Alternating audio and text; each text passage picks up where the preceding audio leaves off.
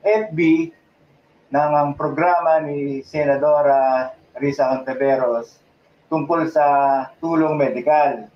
At kami ay nagpadala ng ID, ng mga video para makakomply sa kanilang requirements. At nangyari nga iyon, na-approve nga si BJ at pinadalahan siya ng pera by GCash na 2,500 dalawang beses. Po dun sa punto na meron pong motion for dismissal. Ano po ba yung pwedeng maging recourse ng prosecution panel? Ayun na. Ulitin ko ho. Ayan. We trust the process of impeachment. Kala ko maglo-loading eh. We trust that the senators, judges will perform their constitutional duty and abide by their oath. Ngayon, kung ilalagay nila sa boto yan, hindi namin mapipigil yan. Dahil sila ho yung husgado eh. Ang recourse namin, later on, pag nangyari yan, mari umakyat kami. Sa ngayon ay nag-uumapaw ang kanyang galit. Simbuyo ang mga patalim na yan. Talagang hindi ko alam pero po ito ay simbuyo ng galit at mula dun sa galit na yun ay natatali siya sa isang bagay. Ito pong, kung makikita nyo po, i-explain ko po ito ha. Again po, itapo ng pangit. Kung ano man po nakikita ko sa tarot. Yun. Yes, good morning mga kasama. Nandito na naman si Kuya Goods nagbabalik. At syempre kung hindi ka pa nakasubscribe sa ating channel, pa-subscribe na lang po at hit mo na rin yung bell para lagi kang updated sa ating mga video. Ito na. 4 lang. Kala namin 30 mil yung mga witness. Ngayon, 4 lang. Ano ito? Lokohan? Ang yabang-yabang magpahayag, yung 30 mil na witness yun daw ang magdidiin kay Tatay Digong. Bakit 4 lang ito? O, ICC. Kapani-paniwala pa ba ito? Nak ng tipaklong naman, oh. O, ito na. Meron na hong House Panel Spokes. Warn of chaos. If 230 case junk by majority vote. Kala ko ba hindi ibayad? Bakit daw iakit nila sa Supreme Court? Mag-isip-isip na kayo ng kung ano-ano yung mga move nyo. At saka alam natin, nakikitaan na natin na wala na talagang patutunguhan ang pag-atake nila kay BP Sara. Talagang mapapahiya at mapapahiya sila. Ngayon, may mga kumakalat na hindi raw tatanggipin ng Australia at Belgium si Tatay Digong sa kung halimbawa mag-grant yung interim release. Talaga ba? Sige, ikalat nyo lang na ikalat. Basta kami, wait lang kami. Kasi may there's more pa eh. Pero bago tayo magsimula sa ating talakayan at reaksyon, nakalike ka na ba? Okay, like mo muna yung video natin. Share mo na rin at kung hindi ka pa nakasubscribe, mag-subscribe ka na at i-bell all nyo para meron kayong notification na tatanggap. Ito na yung nakakatawa, sa mga birada nyo kaya Tatay Digong. Alias Totoy na magiging testigo laban kay dating Pangulong Duterte na dadalhin sa The Hague, Netherlands. Ipinagmalaki ni Department of Justice Secretary Boyeng Remulla may kredibilidad daw at suportado daw ng mga dokumento at video. Pero pinagtawanan lamang ng mga netizens dahil sa ilang taon na paghihintay. Abay 3 hanggang 4 lang na witnesses ang ipipresenta ni Remulla. Bakit nangyari? Akala ko ba ang galing-galing yung magsalita dyan Ito ang magpapatunay. Na yung panahon ni PRRD, may nangyaring ganito. Nakatipak, no? 4 lang ang mapoprovide nyo. Bakit? Asa na yung Padre Damaso na may listahan pa raw na 30,000? Asa na yun? Tsaka yung isama nyo. Ipakita nyo yung 30,000. Tsaka gastusan nyo, 4 lang ang kayang gastusan. nabulsa na. Ang hirap Ang hirap mag-produce ng mga peking witnesses. Ngayon, meron pa nga lumulutang na bago eh. Oo. Anong bago? Mamaya-maya Una, may lumutang doon sa kay virus. Ngayon, meron naman lumulutang. Pangalawa. Yung mga bayaran niya, nagsisibaligtara na daw di umano. Saklap Diba? Tuloy. Sa ICC, Diyos ko, 3 hanggang 4 yung witnesses sa crimes against humanity sa kaso ni dating Pangulong Duterte. Crimes against humanity, 4 lang ang witness, 30,000 na EJK ang kinalang pinagmamalaki. Tapos ngayon, 4 lang, halos 1% lang. Ilang buwan nang nagtitiis si Tatay Digong sa ICC detention.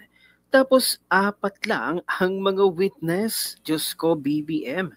Remulla, nagsasayang lang kayo ng panahon at oras, pati na ng pera ng taong bayan. At hindi lang yan, napabalitang may tsansang mabigyan ng interim release ang dating Pangulong Duterte sa bansang Australia. Pero kakaiba ang headline ng Philstar.com. Yan yung sinasabi natin, naninira sila. Australia declines to host Rodrigo Duterte during ICC case. Talaga ba? Keep quiet na lang tayo.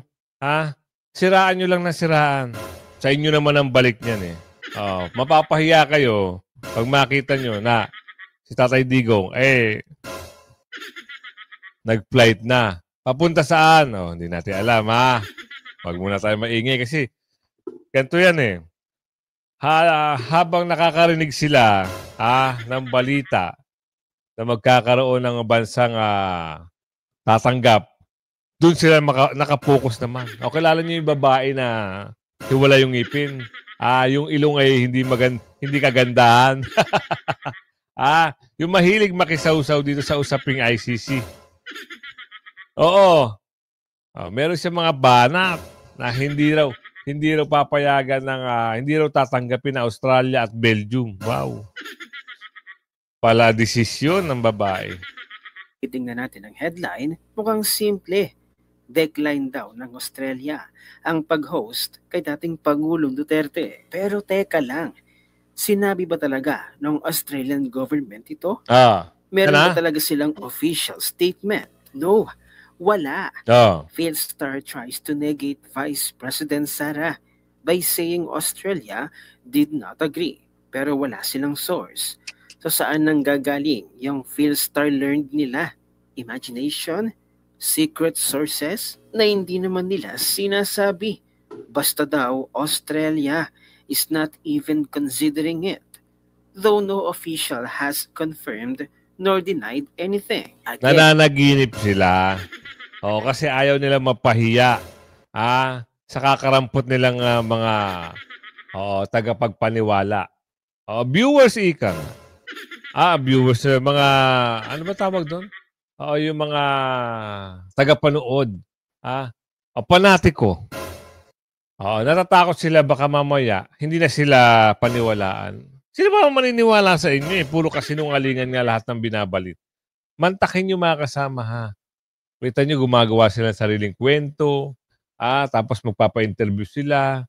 Tapos pag meron na proof na wala naman palang sinabi ang Australia na ganyan Diba? Meron pang banat. Sa Belgium naman daw, hindi tatanggapin. Nagsalita ba ang Belgium?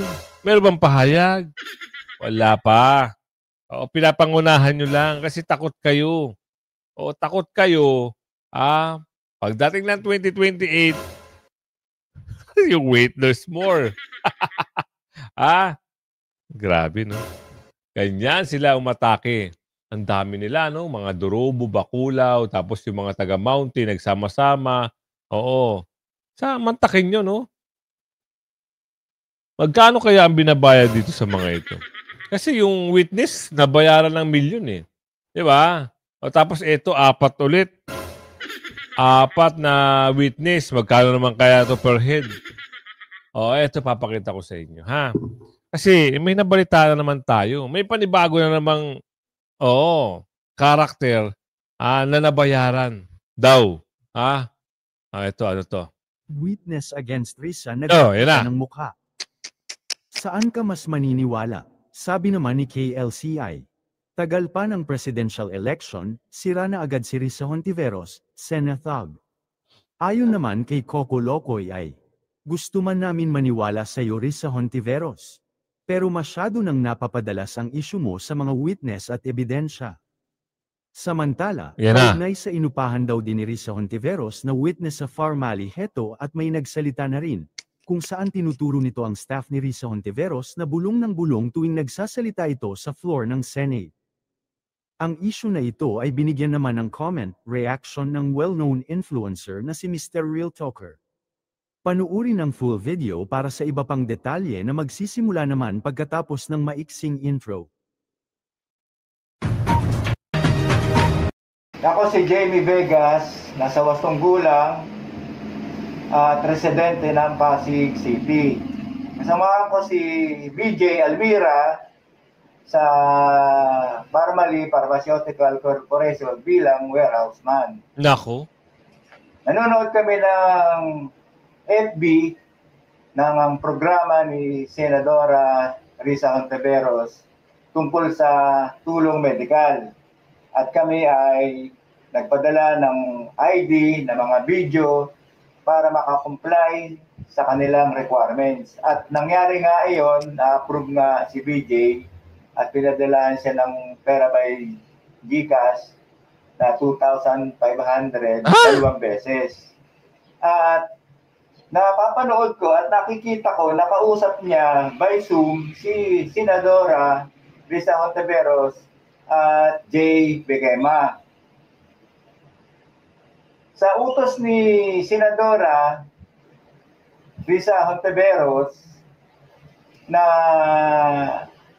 gawing testigo para sirain ang gobyerno at ang kumpanya ng Farmally Pharmaceutical Corporation, ay pinilit na papirmahin sa isang dokumento si BJ para patunayan tumanggap siya ng pera. Nako. Hanggat hindi gumagawa si BJ ng video at hindi siya pipirma sa dokumento o affidavit, ay hindi nila ibibigay yung pera.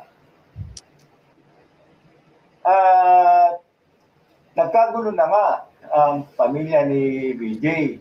Nag-away na sila ng kanyang asawa, kanilang pamilya, at natakot na dahil sa pwede siyang kasuhan ng grupo ni Senadora Risa Hontiveros dahil sa tumanggap na siya ng pera. At itong huli ay gusto nga nilang pabagsakin ang gobyerno ni Presidente Rodrigo Duterte. Nako, yan na. Ang Farmally Pharmaceutical Corporation. Kaya po lumabas si BJ, nabayaran po siya para siraan si Miss Mago at si Farmally. Ang alam ko po nag-offer ng pera kay BJ ay si Attorney J. Bequema, abogado po ni Miss Hontiveros. At ang alam ko po nagbigay ng mismong pera kay BJ ay yung main driver ni Miss Bequema. Yung po mismo ko nagtatrabaho sa mga house. Alam ko po yung ginagawa namin ang tama at wala pong nangyayaring anomalya. Sana inisip mo lahat ng sinabi mo na paninira. Pinagpalit mo yung pakikisama ng lahat sa'yo. Siniraan mo si Miss Mago. Sinira mo yung tiwala sa'yo ni Farmally. Para sa halagang magkano, sinira mo lahat. Para lang sa malit na halaga. Nagpakasinaw ka sa pera. Sana magsabi ka ng totoo. Kaya po namin patunayan doon sa loob po ng production na wala pong ganun. Ayan na! Hindi nalita na! Yan na. Diba? Naglalabasan na. Ibang klase gumalaw ang mga taga-mounting, mga kasama. Kakarampot na pera. 2,000. 4,000. Ano ba ito? Smio. Nagkawindang-windang tuloy ang... Ano ba ang nito? Anong plano? Pabagsakin. Ayun ang sabi sa video. Hindi naman tayo gumagawa ng kwento. Tayo ho ay nagre-reaction lang. Ngayon, Oo nga. Pamilyar nga itong mukha na to. Oo, ayan yung nagbibigay ng index card at nagbibigay ng speech dito kay kay Virus. Anak ng tipaklong. Woo! Life. Talagang gawa-gawa, invento na lang kita mo, bagsak yung survey. Wala pang 2026 yan yung survey mo, sumadsad na. Ganyan talaga. Nagpakita kasi kayo ng pangit na pamamalakad at pamumuno kaya hindi kayo talaga tatangkilikin.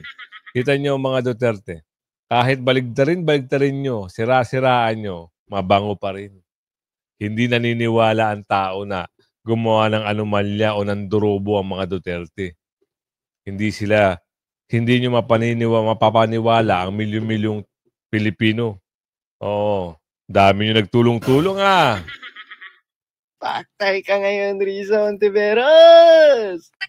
Binawi ng isang nagpakilalang alias Rene ang mga aligasyon laban kay Pastor Apollo Kibuloy.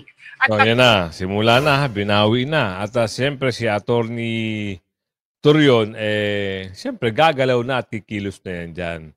Magpa-file sale ng dyan. Malalaman natin sa susunod na usapin dyan yung usapin ng majority vote, may umaapila. Yung spokes, ang problema, ito lang ang mapapansin ko sa kanya. Ang hirap, no? Pag nangiwi ka o nangiwi. Pag ngiwi ka kasi nangiwi, hindi ka paniniwala ng tao like like boss.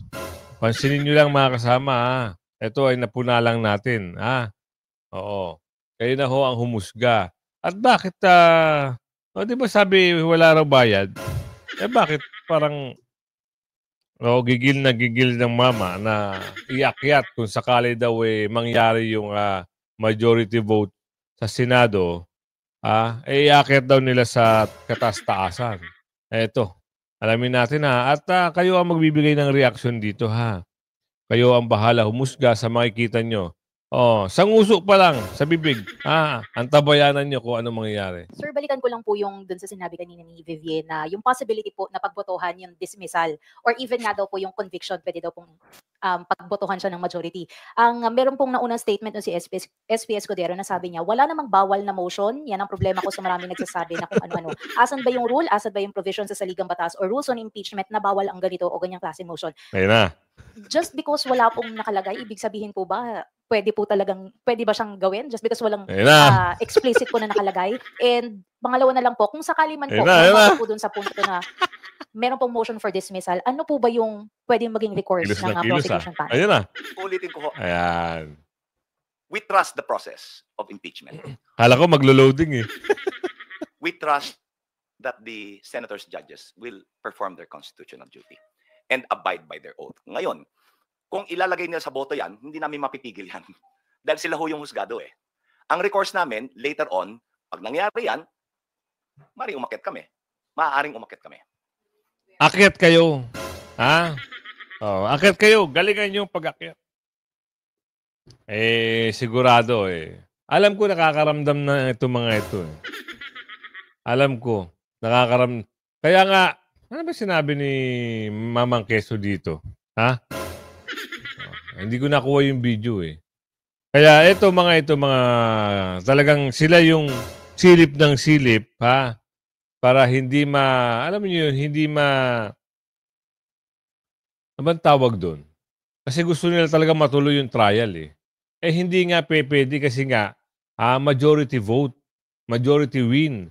Kung mangyari yun, tapos wala nang trial. Ngayon, meron silang silip. Parang takot na takot sila na hindi matuloy ang trial. Ganon, Ganon sila. Ginagalingan nila masyado, pero walay pa rin Aakyat daw sa taas, aakyat sa taas. Sa Supreme Court. Wala tayong magagawa kung mas matagal siya. Nandiyan na yung sitwasyon Hindi naman pwedeng tanggapin na lang natin. So, we will find recourse. Pero, hopefully, hindi tayo aabot doon. Hopefully, they will do what is right. Ano daw? Hindi ko na-gets Hindi raw aabot sa recourse. Hopefully, hindi tayo aabot doon. Oo, hopefully, we're doing right. Hindi ko magets, ha. Dito tayo, mas maganda rito. Oo. BP Duterte, hinamo ng palasyo na sa publiko ang dahil ng kanyang Australia trip. Pakalamero naman ito mga to. Nagpunta sa ating mga kababayan, si BP Sara. Para naman, siyempre, makita yung kalagayan. At bakit ba nakikialam ko sa trip ni BP Sara na mag-travel? Hindi naman kinukuha sa pondo ng bayan yun. Personal na pera ng BP Sara yan. At ang kagandahan dyan, nakakasalamuha niya ang ating mga kababayan. Diba?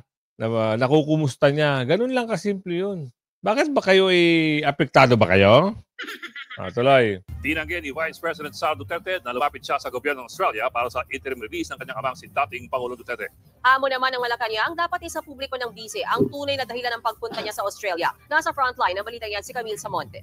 Si PRD lang ang first Asian na kinasuhan ng ICC.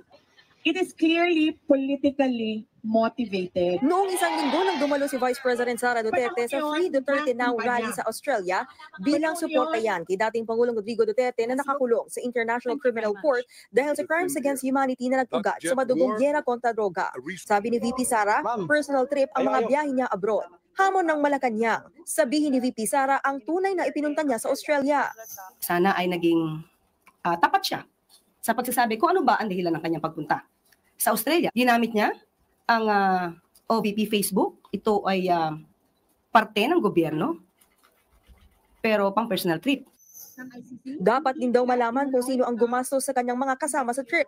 Ayon mismo kay VP Sara, habang nasa Australia siya ay sinubukan niyang makipag-usap kay Australian Foreign Minister Penny Wong para Ito lang ang malaking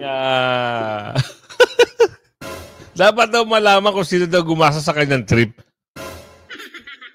Bakit ba? Kine-question ba namin kayo kung halimbawa yung nakaupo ngayon gumagastos sa kanyang trip?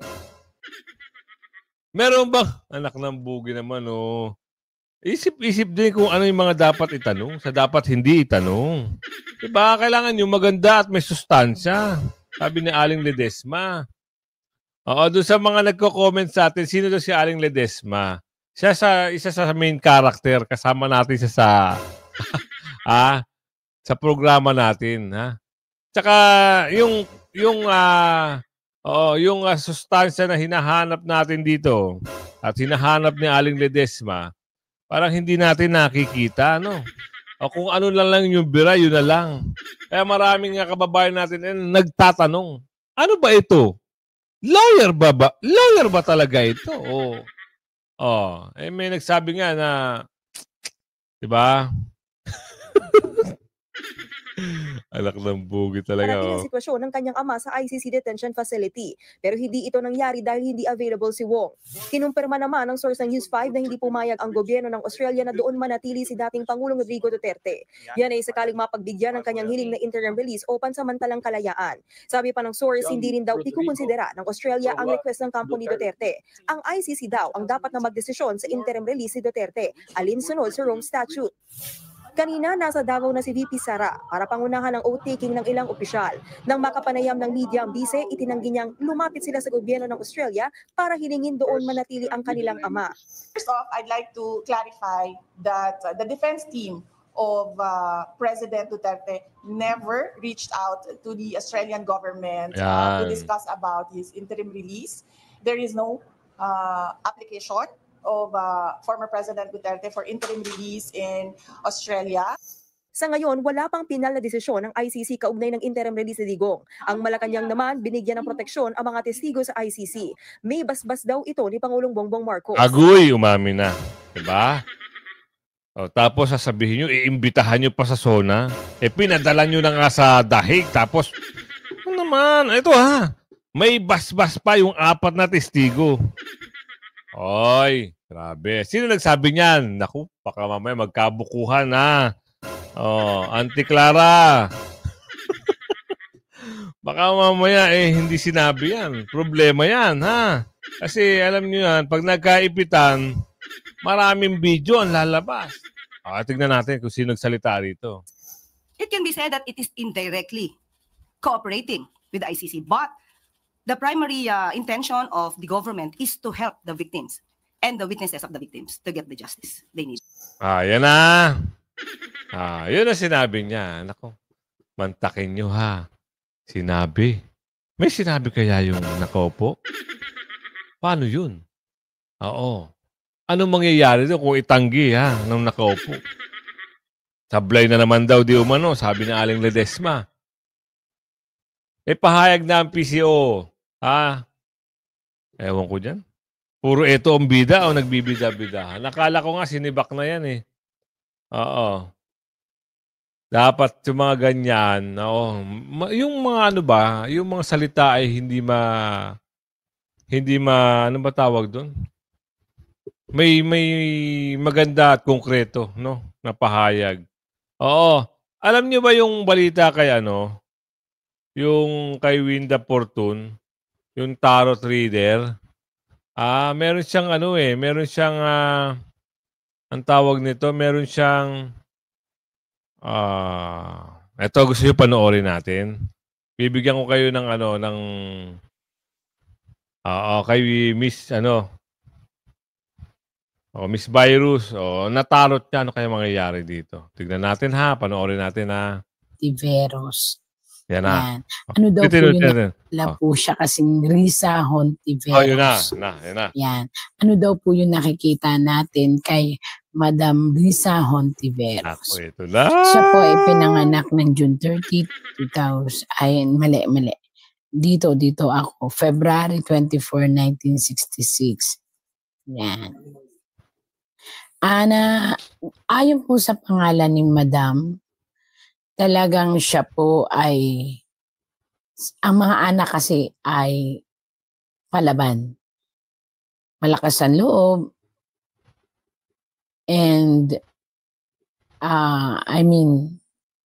hindi ko maintindihan pero talagang, kumbaga sa may bida, sila ay talagang gustong tumapat sa tapatan. Yun, sabihin mo na, ate, kontrabida. Yun talaga ang papel. Usapang diretsuhan pero minsan agresibo. So dito sa pangalan niya makikita natin kung ano yung karakter talaga ng Ana Teresa kontrabida. O kilala siyang Risa Hontiveros. Ayan. Again po, ito po ay tarot na babasahin ko. So itapon ang pangit at tanggapin ang maganda. At sana'y walang magagalit. Sasabihin ko lang po kung anong nababasa ko sa tarot.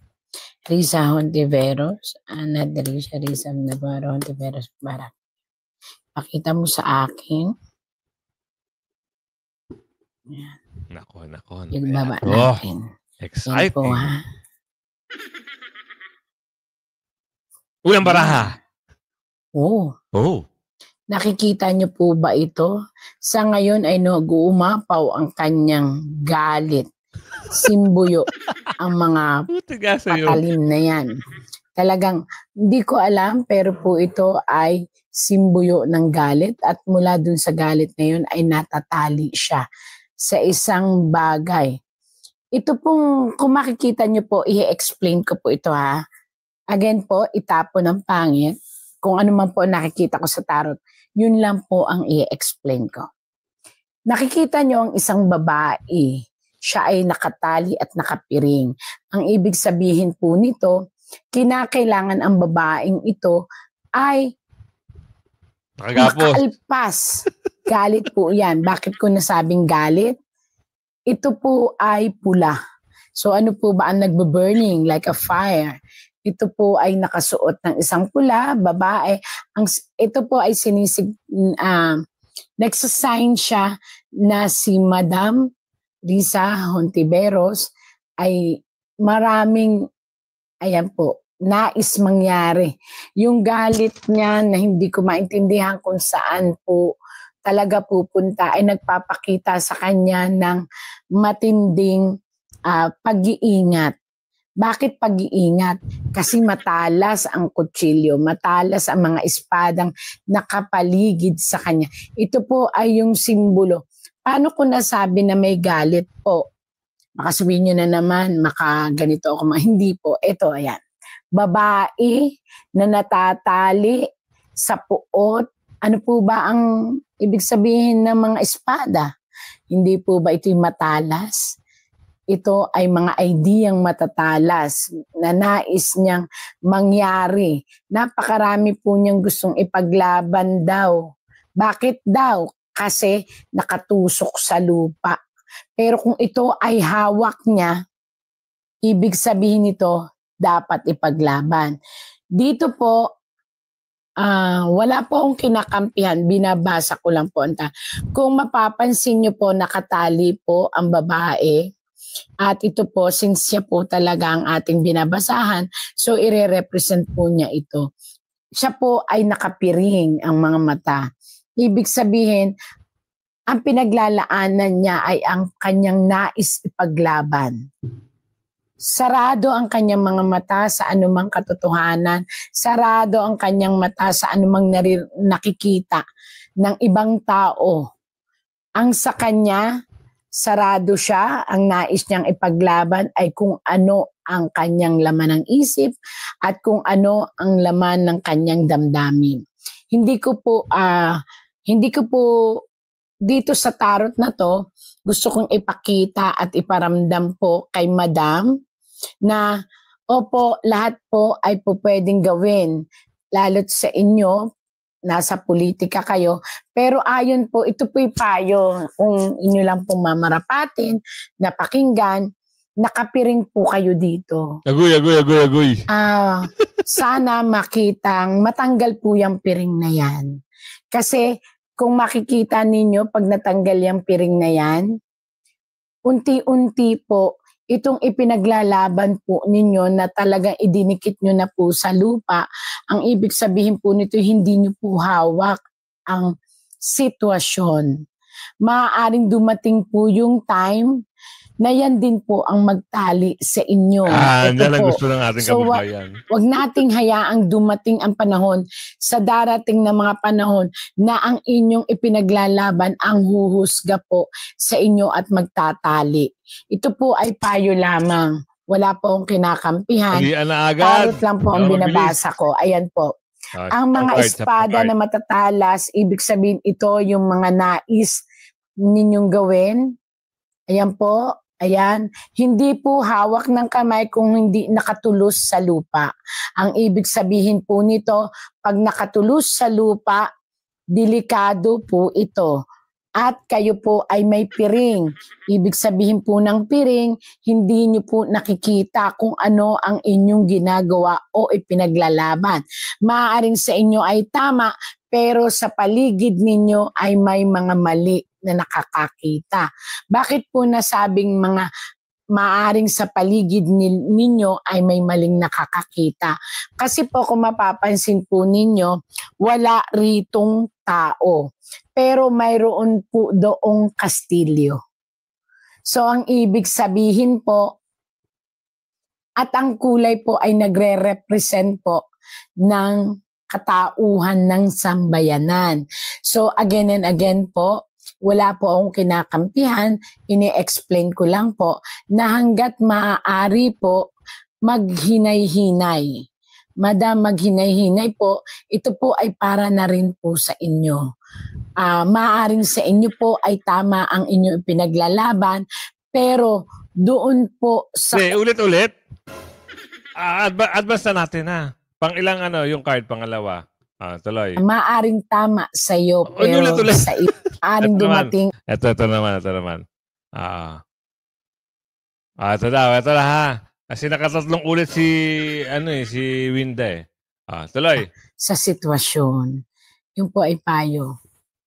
Ayun ito, nakita nyo po ito, isang hermit o isang babala na magkaroon ng kaliwanagan ang bawat hinahawakan o bibitawang salita.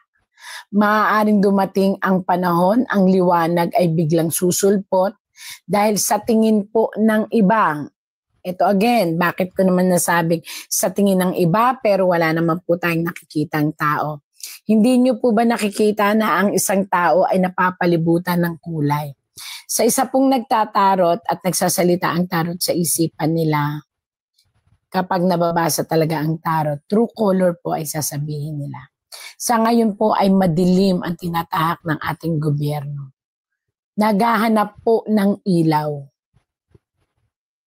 Kaya, ang sinasabi po rito, kung mapapansin nyo po, bakit kailangan ng ilaw? Ibig sabihin po nito, kayo po ay kinakailangan humawak ng ilaw. Kung ano man po ang ipinaglalaban o gusto nyo ipaglaban, kinakailangan nyo pong lagyan ng liwanag. Bakit po nasabi ko pong kayo ito? Yun pala. Madilim daw ang gobyerno. Natural. Paano hindi didilim? Maraming mga, alam nyo na, bakulaw, durobo na umuubos. At wala nang patutunguhan. Sa pamumuno yan, Nino. Diba? Sa tansya nyo mga kasama, hindi ba didilim sa pamumuno, Nino? Pero nung kay Tatay Digong, maliwanag na maliwanag, ano? Meron nga akong napanood na video, talagang nagre-reklamo na sila. Sabi niya, bakit nung panahon ni Tatay Digong wala namang ganyan? Walang, yung alam niya yung pangyayari na merong mga kumukuha ng mga kwinta sa sasakyan, sa kalsada, sa gabi, nap dito, nap doon. Alam na yun. Ang hirap, no? Tapos ngayon, ang daming nangyayari ngayon. Kita nyo. Ewan ko ba? Kakaiba nga yung gobyerno ngayon eh. Pero kung umabot ka sa video natin ito, sabihin mo saan lugar ka. Shoutout sa'yo ng bonggang-bongga. Hanggang sa muli, like and share. Bye-bye.